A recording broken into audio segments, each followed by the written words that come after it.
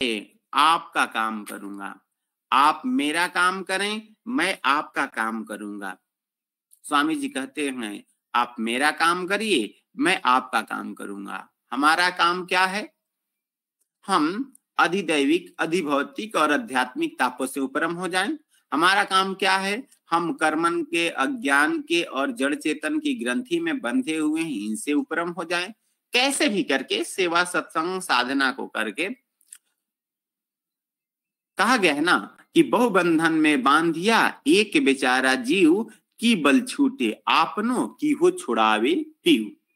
तो बहुबंधन से बंधे हैं। क्या क्या बंधन है, क्या क्या ग्रंथियां हैं?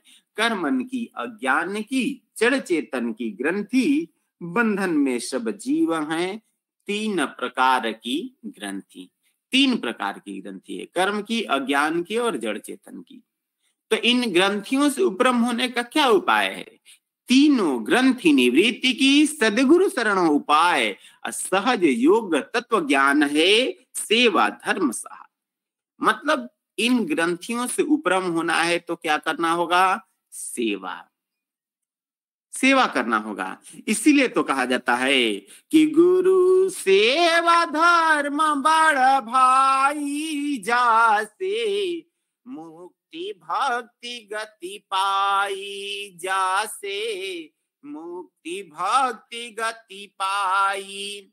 गुरु आदेश राघव अंतर, तर्क वितर्क मिटाई, तर्क वितर्क मिटाई। गुरु की सेवा सबसे बड़ी सेवा है और उसे हमें पालन करना चाहिए। गुरु के आदेश को अपने हृदय में धारण करना चाहिए, तर्क वितर्क मिटा करके। तो क्या होता है? सारे धर्म कर्म का जो फल, सो गुरु सेवा पाई। गुरु दयाल निज स्वाति देवै, काक से हंस बनाई, जासे मुक्ति भक्ति गति पाई। जो सारे धर्म का, कर्म का फल होता है, वह कहाँ मिल जाता है? गुरु की सेवा में। और गुरु तो दयालु हैं, अपनी स्वाति दे देते हैं, हमें काग से हंस बना देते हैं। जिस प्रकार भृंगी अपनी स्वाति को देकर के सामान्य कीड़े को भी भृंगी रूप में बना लेती है, वैसे ही सद्गुरु अपनी स्वाति देकर के हमें काग से हंस बना लेते हैं। नहीं तो जीव तो भूला हुआ है जन्मों जन्म से, बहुत जन्म का भूलल हंसा, बुड़त था न पाई। गुरु कृपाल पला नयन उठावे, पल में पार लगाई, जासे मुक्ति भक्ति गति पाई। गुरु सेवा धर्म बड़ भाई, जासे मुक्ति भक्ति गति पाई। क्या मतलब हुआ? बहुत जन्म का भूलल हंसा, बुड़त था न पाई। क्या करते हैं गुरु? गुरु कृपाल पल नयन उठावी और पल में पार लगाई, पार लगा देते हैं। बंधुओं, अनेकों उदाहरण है। संत दूधनाथ सिंह जी, संत कपिल मुनि जी, संत नित्यानंद जी, संत अंबिका सिंह जी, संत योगानंद जी, बहुत सारे ऐसे विहंगम योग के संत हुए। चाहे वो गृहस्थ संत रहे अथवा विरक्त संत रहे, वो कैसे पार हुए? गुरु की सेवा करके पार हुए। संत कौन है? अनुयायी जो संत के सभी संत कर जान। जो सदगुरु के अनुयायी हैं, चाहे वो गृहस्थ संत हो अथवा विरक्त संत हो, वो पार हुए। संत योगानंद जी विरक्त संत थे, संत अंबिका सिंह जी गृहस्थ संत थे, लेकिन दोनों लोग तो पार हुए ना। सोचिए कैसे? सेवा के बल पर पार हुए, सेवा के बल पर पार हुए। सेवा से संबंधित बहुत सारे संस्मरण हैं। क्या संस्मरण है अब तो समय नहीं है, लेकिन मैं इतना ही कहना चाहूंगा कि आपने कभी भी सेवा किया हो और उससे कमी हो, ऐसी घटना देखने को नहीं मिलती है। सेवा करने से हमारी क्षमता बढ़ती है, सेवा करने से हमें लाभ मिलता है। तो हमें बस लग जाना चाहिए, बढ़ जाना चाहिए। छत्तीसगढ़ में खास तौर पर भावी सदगुरु उत्तराधिकारी का पावन पदार्पण हो रहा है। मैं सभी लोगों से आग्रह करना चाहूंगा, आप जी जान से अपनी शक्ति को लगा दें। कौन आ रहे हैं?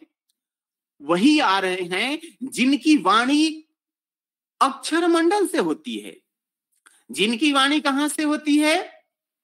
अक्षर मंडल से। जिनके मेडिटेशन सत्र में, दिव्य वाणी में, स्वरवेद कथामृत में लोग जो बैठते हैं उनके अंदर कंपन होने लगता है, सुषमन प्रवाह होने लगता है, उनकी चेतना ऊर्ध्व होने लगती है। ऐसे भावी सदगुरु आ रहे हैं। हमारा जो भी संकल्प है, प्रयास करें कि उनके चरणों में अर्पित कर दें, ताकि अवसर बार बार नहीं आता है। हमारे छत्तीसगढ़ में ऐसे भावी सदगुरु आ रहे हैं, उनके चरणों में हम अपनी सेवा को समर्पित कर दें, ताकि हमारा महामंदिर जल्दी से जल्दी बन सके। क्योंकि हम लोग का क्या है? हम सबका संकल्प महान, हम सबका संकल्प महान, स्वर वेद महामंदिर निर्माण। मंदिर के भीति में अनुभव सदगुरु का वो कराता है। एक एक दोहा स्वर वेद में चमत्कार भर आया है। समझिए कि दोहे को दीवालों में अंकित किया गया है, अंकित किया गया है। चारों तरफ से स्वरवेद के सिद्धांत हैं, स्वरवेद के सिद्धांत हैं। विश्व के कोने कोने से जब दर्शन करने आएंगे, देख नजारा महामंदिर का, फूले नहीं समाएंगे, गूंजेगा जब गुरु का गान, गूंजेगा गुरु का गुणगान। स्वरवेद महामंदिर निर्माण, भूमंडल फैलेगा ज्ञान, स्वरवेद महामंदिर निर्माण। सदगुरु का यह तीरथ है जो भक्ति भाव से आएगा, ब्रह्म ज्ञान के भेद को पाकर जीवन धन्य बनाएगा। बैठ यहाँ करके जब ध्यान, बैठे यहाँ जब करके ध्यान, स्वरवेद महामंदिर निर्माण, अनुभव से होगा सद्ज्ञान, स्वरवेद महामंदिर निर्माण। कितना अद्भुत है, कितना अद्भुत है स्वरवेद महामंदिर धाम। इस अवसर से न चुके, हमेशा बार बार याद रखें कि स्वामी जी आवाहन कर रहे हैं कि गंगा बह रही है, नहा लीजिए। तो ऐसी बहती गंगा में हमें गोता लगाना है, क्योंकि ये अवसर दोबारा नहीं आने वाला है। सदगुरु सेवा लेते हैं आपकी समस्याओं को हरने के लिए और आपको बहुत कुछ देने के लिए, बहुत कुछ देने के लिए। सेवा का क्या फल होता है आप सभी लोग जानते हैं कि सेव्य भाव सेवक रहे, उतरे भवनिधि पार, अन्य भरम संसार में सूझे वार न पार। जिनके अंदर सेवा का भाव रहता है वो भवसागर से ही पार हो जाते हैं, वो भवसागर से पार हो जाते हैं। क्योंकि बंधुओं, उनको सद्गुरु सत्ता सब कुछ दे देते हैं, कुछ भी अलभ्य नहीं होता। सेवा जित उत्तीर्ण को विश्व अलभ्य न होए, मुक्ति ताहि पीछे फिरे, सद्गुरु सेवक सोए। तो मैं आप सबसे करवत हाथ जोड़ करके प्रार्थना करना चाहूंगा, वंदना करना चाहूंगा कि यह अवसर दोबारा फिर कभी नहीं आएगा, कभी नहीं आएगा। तो ये सदगुरु के नाथ पुत्रों, जग जाएं और सदगुरु के कार्यों में लग जाएं। आप सबको बारंबार प्रणाम कर रहा हूं, आप सबको नमन कर रहा हूं, आप सबकी सेवा भावना को नमन कर रहा हूं। इसी के साथ अपनी वाणी को विराम दे रहा हूं। बोलिए सदगुरुदेव भगवान ने की जय। जय जय।